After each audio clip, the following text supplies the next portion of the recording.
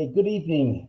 Good evening, everybody. Welcome out to tonight's coaches call for all of the coaching members of Tax Sale Support. We're happy to have you with us tonight. If you're new, I'm Shane Ferre, and I'm sitting here next to Stephen Swenson. Yeah, exactly. I'm glad you're here with us this evening as we go through a topic that we're pretty excited about. Yeah. In fact, the coaching sessions are something that we've been doing for a little while now, and we found that we enjoy doing it, and we've also found that it's an excellent opportunity to have success with the student, to help them be successful, and all the great things that brings about. And we're going through a lot of changes right now, including new coaching packages and more coaching. And with that, and along that line of thinking, we would like to have prerequisite training that coaching students do, and things that will help them understand how the coaching is intended to work and make sure they're ready. Yeah, exactly. Before we start with these new students that come on to our coaching program, we want to make sure that they have a good basic understanding of tax sale investing and how it works, so that when we start with them on the coaching with one of our coaches, that we've already helped jumpstarted that success. We can automatically jumpstart that success. Yeah, I think the idea is really pretty simple in general, and that is we want to be effective. We want to make the most effective use of time, and ultimately we want to help. We want to help that person make money, and so it's important that we do make effective use of time. Now, what you're looking at right here is basically 8 simple steps to tax sale investing. Okay, they are they're the steps that you could go through to basically complete an investment. You go through the process of essentially determining what you're going to invest in, all the way up to buying it, selling it. Going through the entire process there from beginning to end is basically what these 8 steps right here are. I think for the most part, I think that they pretty well encompass all of the investing process here. Yeah, I think it's a pretty good funnel to start with, as each one of those steps kind of build upon the other one, and really is going to take you through the process of finding a list, finding a property, researching the property, buying the property, and then, of course, selling the property. Yeah. In an effort to try to make coaching really effective, we had to really be careful about what it is that we were teaching and what we were going to spend time doing. And basically, what we found is that when we are on a coaching session, we want to be as effective as possible, and that means that we need to be engaged in the process of investing. We need to be doing some type of key action that's going to help us progress towards the investment that we want, or the success we're trying to help the student achieve.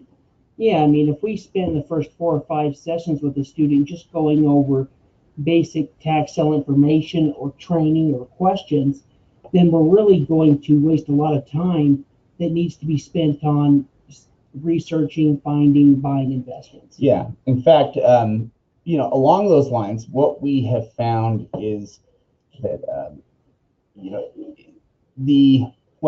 keeping things as simple as possible seems to be the most effective way most of the time. The reality is you don't have to know everything about tax liens and deeds before you can invest in them. In fact, a good portion of what you need to know about them are things you can really only learn through experience and through buying them. There are things you can learn through training, and we're going to try to provide that. But we found that when it comes to the sessions themselves, the sessions have to be very strict in terms of what we're focused on. And so coaching sessions are pretty much always focused on one of 4 different aspects of the investing process. Yeah, I mean, we can teach how to research a property using a parcel search tool, and we can do trainings on that. But until you've actually done it, grabbed a list and started researching that list using a parcel search tool and reviewing the county records, it's not going to make as much sense. Yeah. Yeah, when it comes to tax sale investing, really experience is the only way that you are going to obtain much of the knowledge, a lot of the knowledge anyway. It is experience based, and it is oftentimes specific to individual counties. Even, I mean, even if you're investing in the same state, you go to a different county, it can be like starting over in a lot of ways because you're dealing with a new county and a new way of doing things. Yeah, so as far as our coaching sessions, we're really going to spend our time focused on one of these four concepts. Yeah, it's always going to be, one of these, and these basically are a revolving series of concepts here that follow us through the investment process. And so, really, the easiest way to break it down. This is the simplest way. We think we're breaking this down into the most basic forms we can here. But what it comes down to is finding, researching, buying, and selling. Now, if we're to kind of look here and to see how that fits into the 8 steps that we've got here, what you realize is that the beginning steps here, and when it comes to determining what your strategy is and your location and that kind of stuff, those are ultimately about obtaining a list. It's ultimately about getting a list in your hand that you can start to look into. Everything up before that, is a matter of where you're going to get that list at, or where you may want to invest. But ultimately, what it's about is about locating, obtaining a list. Once you've got the list, then you can begin the process of researching it, and researching the properties. Yeah, exactly. That step 1 and step 2, that's going to be done kind of pre-coaching, between when an investor signs up for coaching and really starting that first session. And that's really where Shade points out finding a list is in an area is going to be the very first thing that we're going to do. It's going to be where we're going to start with a brand new coaching student. Yeah. And essentially, we have each one of these as kind of separate steps in and of themselves, because that's how it's going to be when you're going through these. For instance, due diligence we've got listed here as a single step, but it's different from narrowing your selection. And the reality of it is, it's because they're different parts of of the process here. When you're at step 4, you really don't want to invest a lot of time into research because it's too early for that. And so what you're really just trying to do is narrow your selection down so that you can, so that you can look at the best properties that are available, essentially, that you have there. But you're not necessarily going to put a lot of time into researching them yet, because, again, you're just trying to figure out whether this is actually the list you're going to use or not. Yeah, exactly. And so, let's say you pull up a list of 100 properties. Well, we've obtained that list now.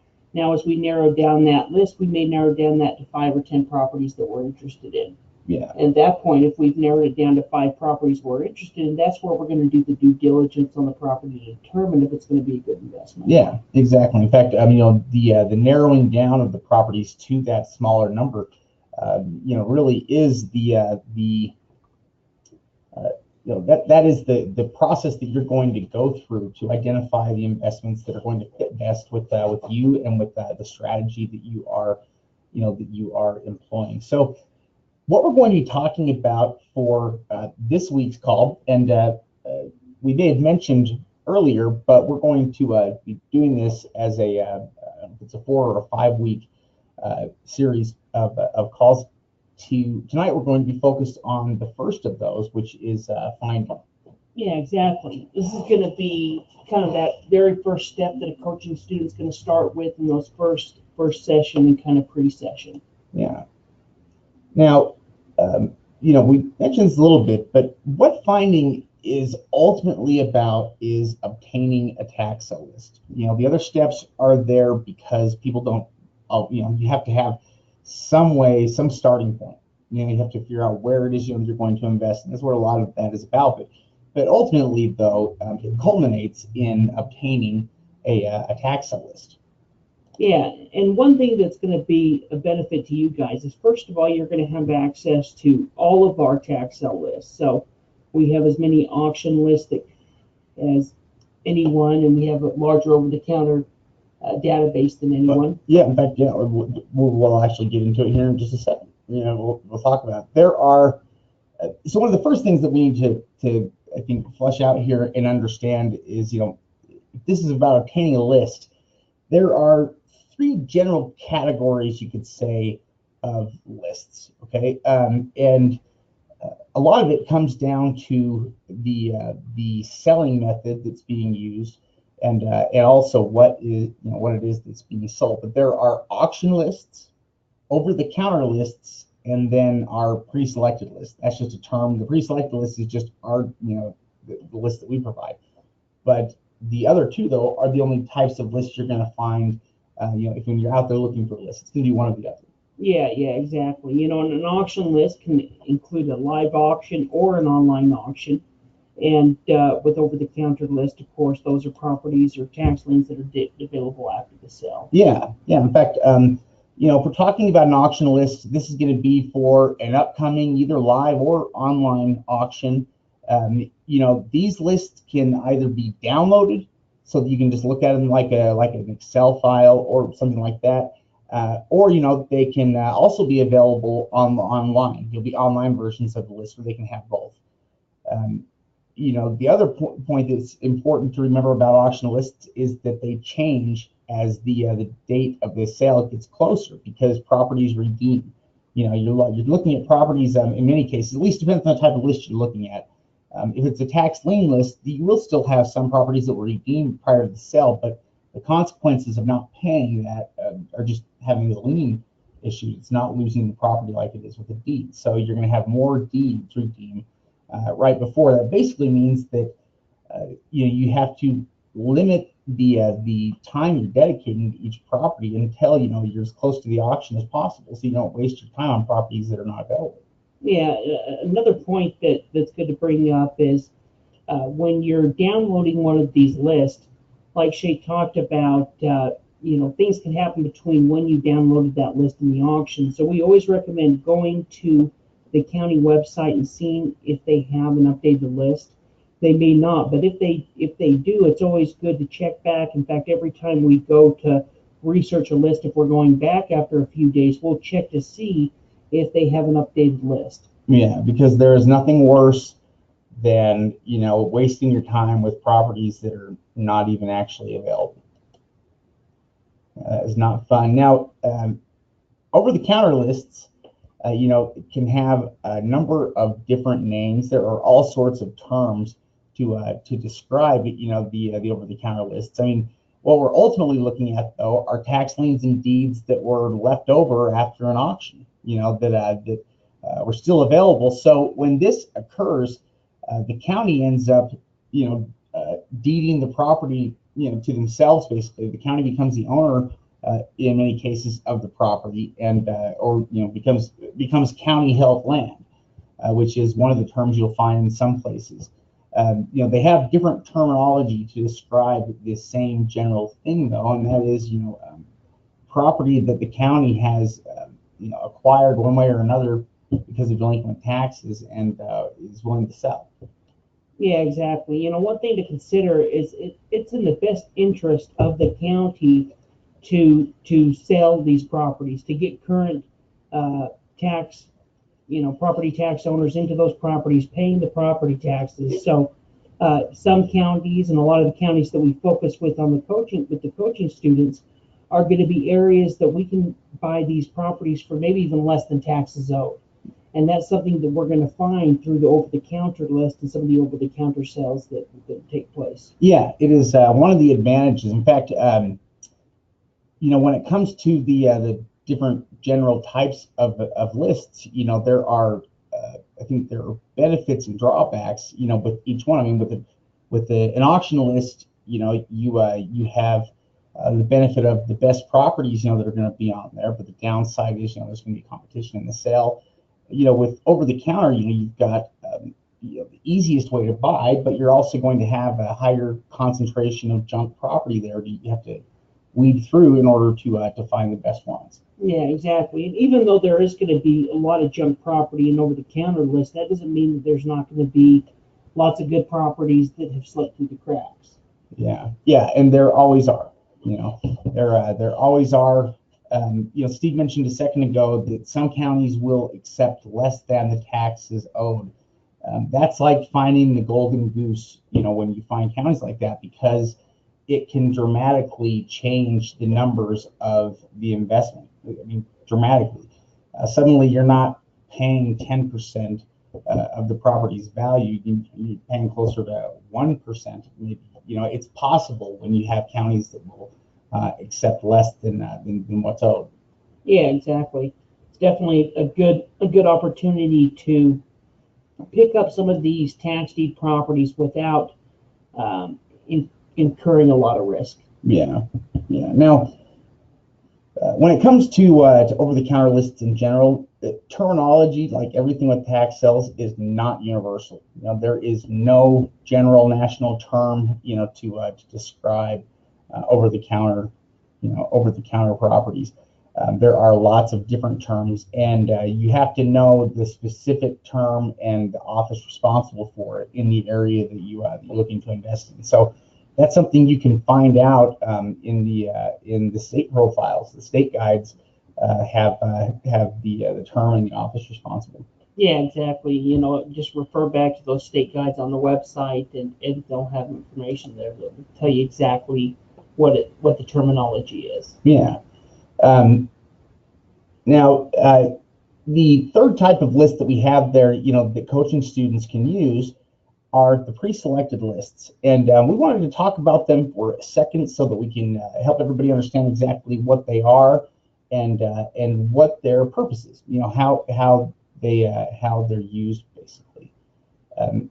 So the pre-selected lists are they are basically Google slide files, so kind of like a PowerPoint presentation, but Google Slides works well because it allows us to combine images and text easily, easily editable and movable formats. So what the pre-selected lists are lists of properties, available tax deeds, or in some cases tax liens, that are on over-the-counter lists that we have gone through the lists for and tried to pull out those properties that look like they have the best potential. Yeah, exactly. We go through the list, we identify properties that appear to have both use and value, and then of course include that information. So what's nice about the pre-selected list is you can look through those properties pretty quickly, really as a glance, and see the county record information, photos of the properties, maps. And as you're scanning that list, you can identify properties that you may be interested in without needing to go through and research an entire county list. Yeah, in fact, our motivation in creating the pre-selected list and in using it is really all about trying to help our members be successful as quickly as possible. It's not that we don't want our members to learn the process here of getting lists on their own and stuff. That's definitely part of what we want you to learn. But when you're first getting started, one of the things that a lot of new students don't understand is that the process of buying tax deed properties can be very slow and kind of time consuming. It can take a couple of months before you get a deed in the mail. It moves at the pace of the county, which is never very fast, and so it's important to keep track of that. What we wanted to do was, rather than spending it the first many sessions trying to get from point A to point B, what we understood was this. The most important thing for you to do here is to experience and learn this stuff, and what that means is that we need to get you into the buying part of the process here as quickly as possible. Ideally, we'd like to help somebody find something and basically buy it within the first couple sessions if we can, because we know that it's going to take a few months before that deed is actually received. So what we actually have to do is start to build up a pipeline of properties that are coming in, so that we're getting new deeds coming in the mail from counties every week. Yeah, exactly. And I think, Shid makes a good point as far as the pre-selected list. With these pre-selected lists, these are here to help you get started quickly. And so as you start learning how to research and find properties on your own, you're going to identify in your own markets, in your own list, in your own files, where you're going to find new areas to invest in. I guess what I'm saying is if you're still looking at the pre-selected list 6 months from now, either we haven't done something right or you haven't done something right. This is not, hold on just a second. Let me switch this over. For some reason, it's not been working right. Yeah, I don't think they've been able to see any of the slides we've been using here. Wow. Yeah, which that really will be too bad here if it really has been not working. That notes and see. Well, I can I can see Michael sent a thing saying that he couldn't see it, and I think that it froze up right there in the beginning. It didn't switch out properly. So, anyways, guys, we do apologize for that here. Didn't realize that nobody could see any of this here. So we'll go through a couple of these here just real quickly. Yes, like we were saying, the general categories for lists were, if you're out there trying to gather a list, it's either going to be an auction list or an over-the-counter list or a list we're providing, and that's important to know when you are trying to obtain a list, so that you can get started. And which type of list, you're going to go after really depends on what your strategy is and what your preferences are. For instance, auctions work great with things, but in some ways they'll maybe over the counter would work better for acquiring different types of property. There's no right or wrong answer. It's all a matter of personal preference. Me personally, I love searching for over the counter properties. The treasure hunt of all. Yeah, definitely. There's a lot of fun in that, and of course, there's some advantages of looking at it on auctions and online auctions as well. So as you start building your portfolio, then you can start increasing. But definitely to get started with over the counters gives us a pretty good opportunity to get started as new investors. Yeah. Now, a couple things we want to talk about here with the pre-select lists. First off is, basically you understand that we basically created these by going through things like over-the-counter lists. And so what we do with these pre-selected lists are we take screenshot images, or we try to capture bits of information that we think are the most relevant information or that will tell you the most about the property. And our objective is to put everything onto a single page so that we can see as much information about the property at a glance as possible. Yeah, exactly. Now, something else that we've also done in the pre-selected lists, they're separated according to state, but beyond that, they are for individual counties.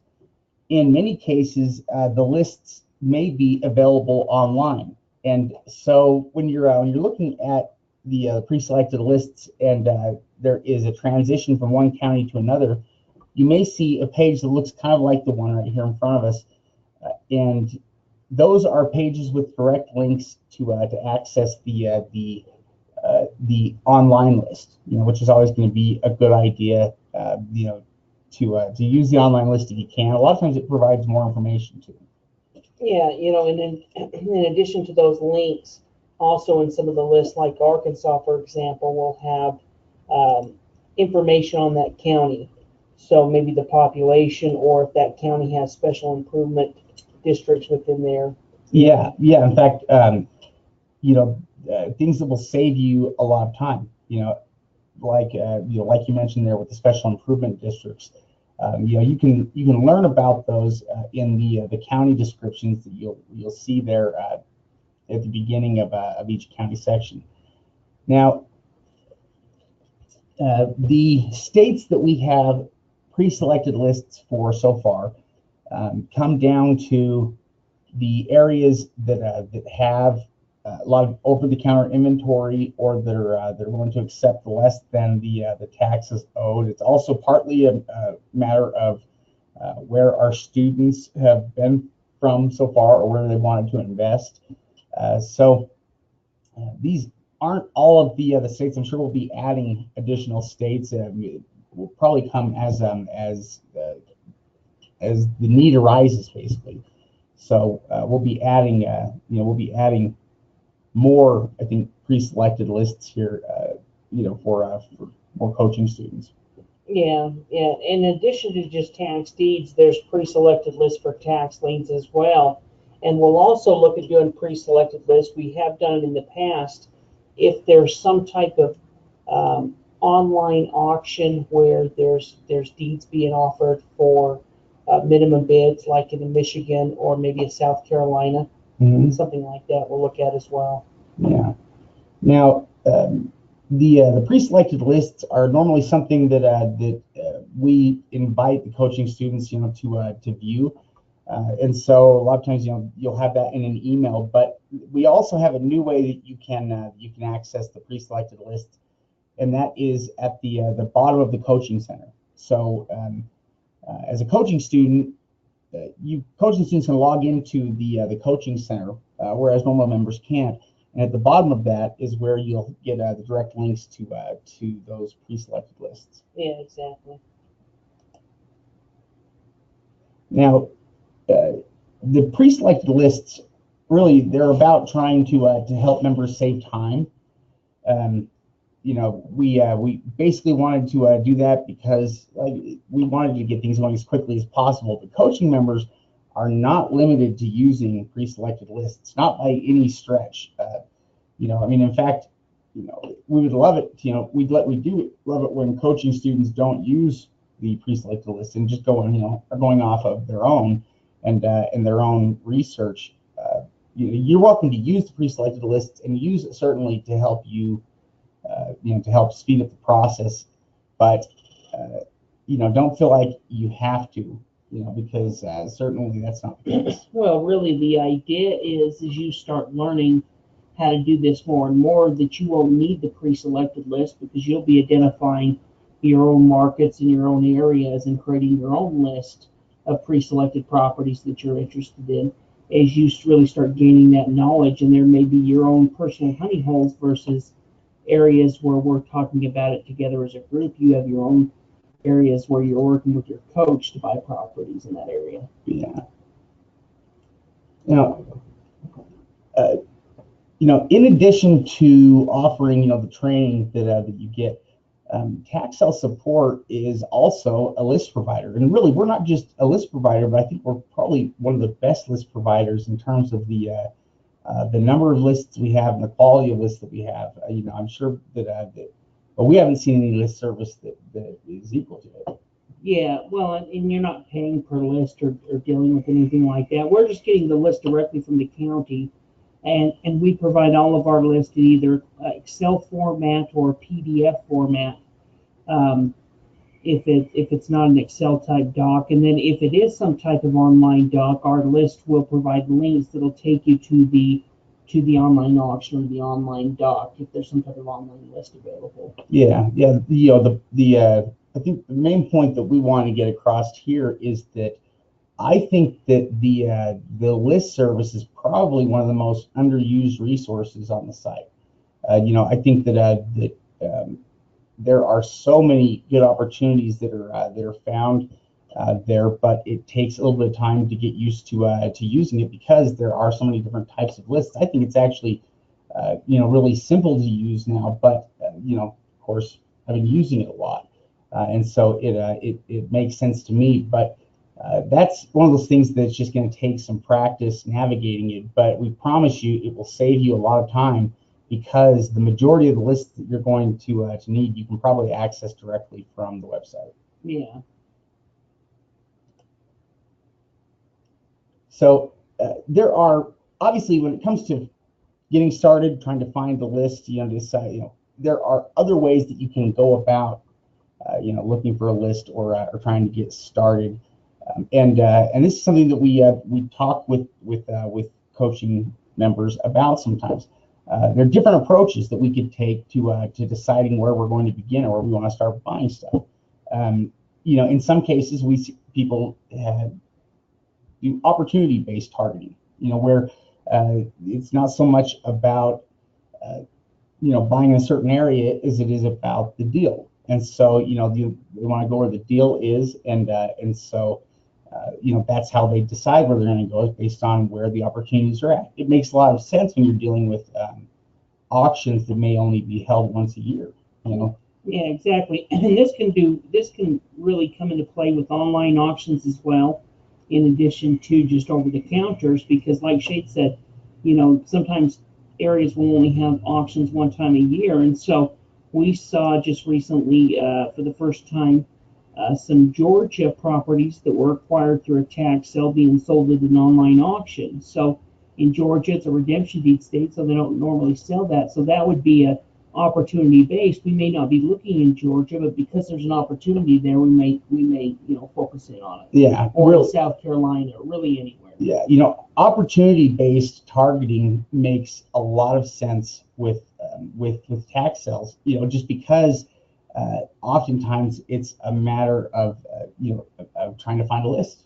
Trying to get all those things have to come together in a lot of cases where either the county's holding a sale or they've got that inventory there that you can work with. And so targeting the opportunities is an easy way to focus on what works and what's effective. Now, it's not the only way, though. Some people get started and they are completely dedicated to location-based targeting. They know exactly where they want to buy real estate. From there, they just have to take a little bit more patient approach to finding the best ways to acquire it through the tax sale. Yeah, and when we're looking at location-based targeting, that may be in an area that has an auction one time a year. So essentially, you're waiting until that auction, unless you're looking at over-the-counter opportunities, or that may be in an area like Florida or Texas, where you're essentially trying to attend the auction almost every month and continually going back into that area, investing in it over and over again. So that could be a one-time-a-year type option, or that could be a multiple auction area. Yeah, another factor that plays a role in where a student decides to begin is what we call a bang for the buck factor. Okay, what we mean by that is a good example, and maybe you can think of a similar example here for where you live, but we're in Utah, and if we took, let's say, $250,000 here, and we wanted to invest it into real estate, at the end of the day, we'd probably be saying we could acquire a property. Sure, we could, in fact, what we'd probably acquire would be a single family home, kind of like a starter home, probably for about that price, or maybe a little bit nicer than a starter home, but pretty much that price range. Yeah, well, I mean, a starter home, you may be looking at 250, 300,000 here, where you could take that same type of money and in another market buy 3 properties or 5 properties. And that's exactly the point. It's trying to get your money to stretch and to go as far as it can for you, and part of doing that is about where you invest and what the prices are like. Like Steve mentioned, a starter home could be $250,000 or $300,000 here, which the prices have gone up dramatically over time, and either way, it just doesn't go very far anymore here. But at the same time, though, there are lots of other places where you can get homes rather than needing to pay $250,000 or $300,000 for a starter home. Starter homes, can be purchased for $50,000, and what it does is it gives you the ability to acquire a lot more, property, or better properties for income opportunity, with something like seller financing. Yeah, another factor in the bang for your buck would be looking at areas where you can buy property for less than taxes owed. So if you can pick up properties like in Pennsylvania for $250 offer or $100 offer or something like that, well, that's also going to be an area where you're picking up properties for 2, 3, 4, 5 cents on the dollar, and essentially you're picking it up in those areas because of the price that you can acquire the property for. Yeah, absolutely. That is certainly a reason to invest in an area, is because of the price that you can pay. Now, other reasons why you may invest one place and not another could come down to due diligence requirements, or your preferred buying method. One thing you'll hear from us, over and over again to the coaching students, is about distinguishing between properties with structure or improvements versus raw land, and our ability to invest in them as out-of-state investors using the internet. Yeah, I think that plays into due diligence. Along with that, also what type of county records and searches do they have available on their website? I mean, that could make it a determining factor. If you can get on and properly research the deed and the history of the property through online records, that's going to be a lot easier than if you had to do it by calling or speaking with somebody, or going through those older traditional methods. Yeah. In fact, the ability to locate the records that you need is a big factor when you're trying to go through a list quickly, and you can get shut down cold in the tracks. If you can't find the online tools to be able to access that information, and so being able to access it is a huge plus. Yeah. Okay, so let's say that you are able to finally get a list. Okay, once you're able to actually obtain a list, what next? What is it we're going to do from here? Well, at this point in the process, we're still not into that due diligence yet. We're still at a point here where we're just trying to narrow our selection so that we're not investing a lot of time into researching these yet, but we're also tracking the best potentials, the best potential investments here.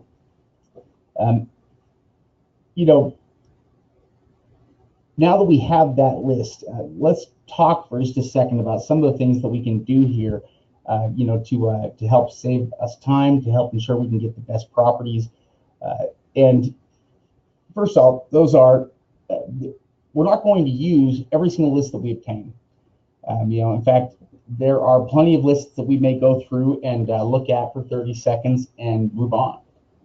That happens sometimes. So, the locating the list is not really the end of the road here.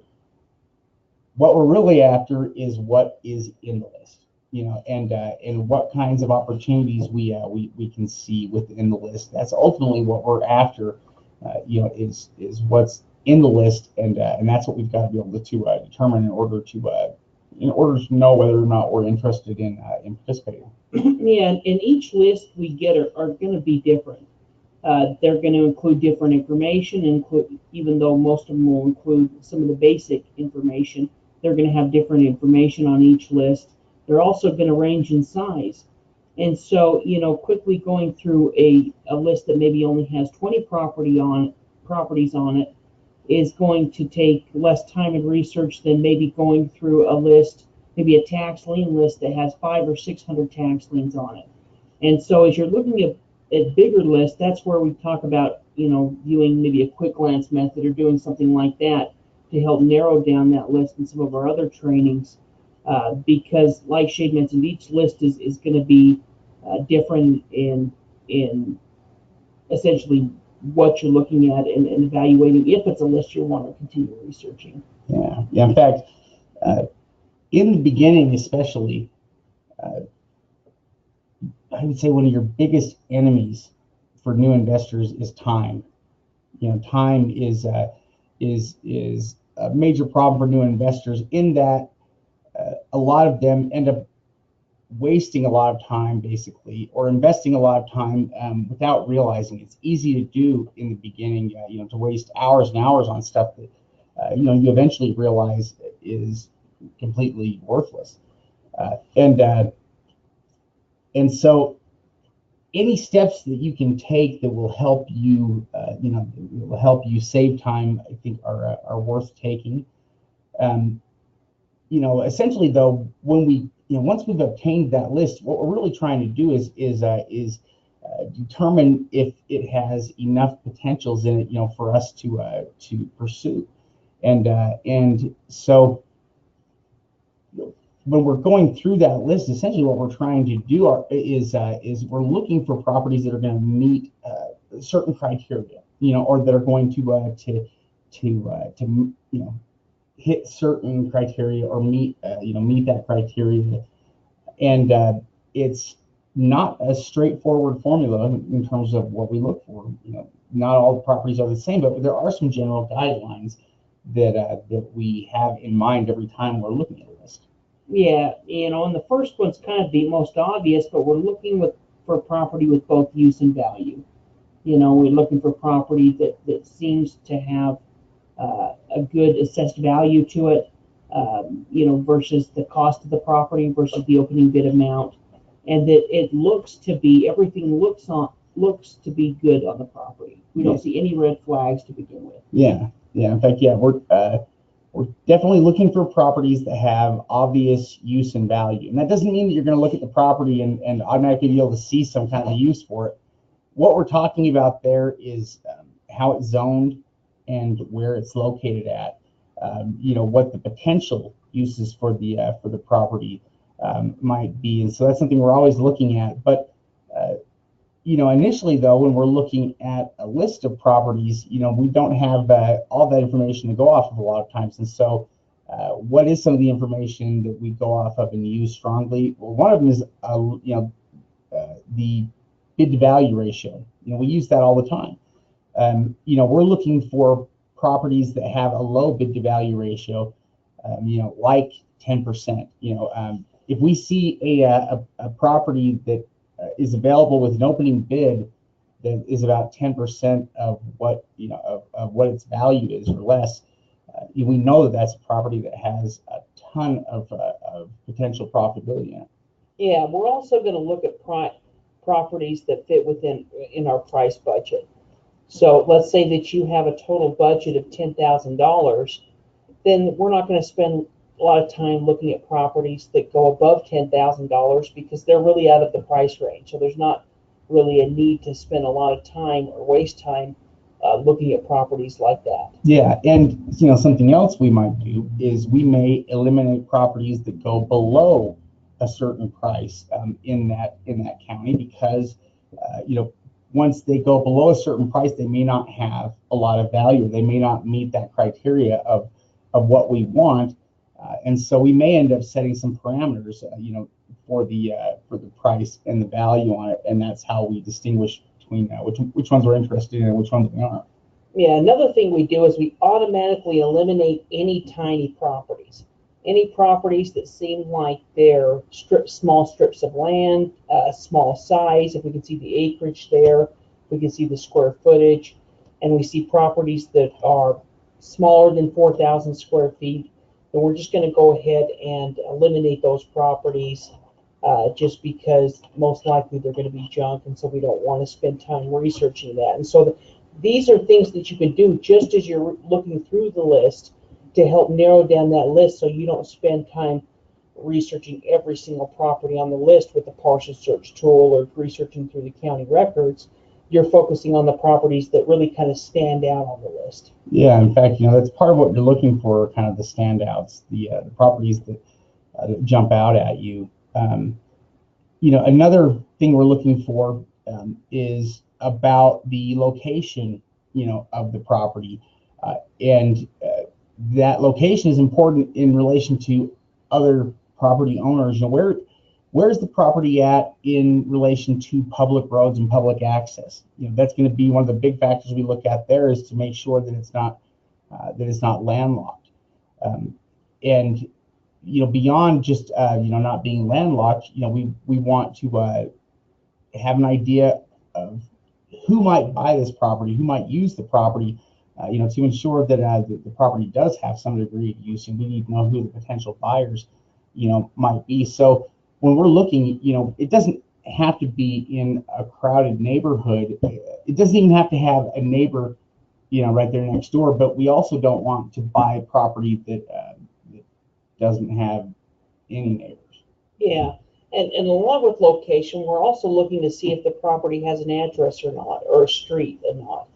Because if it does have a street that's listed there or an address, then it's most likely not going to be landlocked. And so that may be a property that we're going to look more into versus one that doesn't have a landlock or just a legal description that could have a chance of being a landlocked property. Yeah. Now, the property zoning is what is ultimately going to control what its potential uses may be. But there's value in many different types of property. The zoning is just simply something that will make it easier for us to sell and to buy property.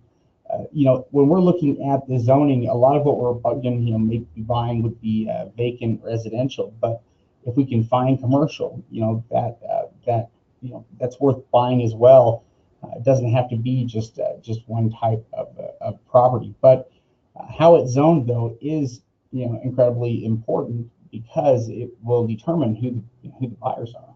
Yeah, and if we see property on the list that's zoned as wetland or greenland or something like that, that may be something that we're going to avoid as well, because it's not going to have a normal residential, commercial, industrial type zoning. Yeah. Now, something else that we look for as we're going through a list is partly about what we see on the list, but it's also partly about what we look up off of the list, and that is we want to get an idea of what the current market is like, and what is currently available for sale in the area when we're looking at a property. So we oftentimes will go and look for comparable, examples that we can find, and what we're looking for there, the comparables. A recently sold example is the best real world indicator of property value. Is if it's selling, if other properties are selling for those prices, and so what we're looking for, interested there, is how much property is selling, and what is it selling for, and as you learn that, you can get an idea of what the demand is for the property, and also what kind of a price point you might hit, because you can see what the cheapest property is within that area. You basically can see what your competition is if you end up owning property in this area. Yeah, exactly. And it's pretty easy to pull up, Zillow and check the location of the property, check the city, and see what is the cheapest land or what are the cheapest homes for sale within that area. And seeing the cheapest property for sale at least going to give you an idea of it. Hey, well, this is the very cheapest thing on the market. And then from there you can do, if you decide that you're interested in the property, do a full comparative market analysis to really determine what the value is going to be. Yeah. Now, when it comes to our advantage over other forms of real estate investing, the primary advantage that we have is price.